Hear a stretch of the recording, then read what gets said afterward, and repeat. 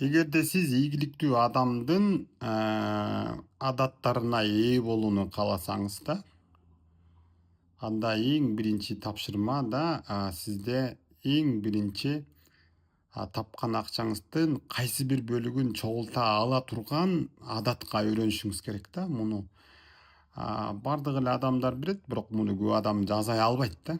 Эми мисалы мен түшүнүп эле турам, что адамдарда кредит бар да, необходимо биздин өзүбүздүн чыгашалар бар да, кийим кече, тамак аш, бала чака, мектеп, коммуналка, эми анын бардыгы бар да, бирок кандай болгон күндө дагы ал шылтоо болбош керек да. Вот ошол 10% акчанын бөлүгүн чогулткан деген нерсе эң биринчи ийгиликтүү адамдын адатына туура келет да. Бул деген нерсе финансылык өтө чоң иммунитет деген ушул да. Ошон үчүн сен кандай болгон күндө дагы шылтоо издебей 10% акчаңды чогултсаң да, хотя бы ошол 10% акчаңды бир жыл коротпой жашай алсаң, жок дегенде бир жыл же 10 айбы 2 жыл болсо андан бетер сонун.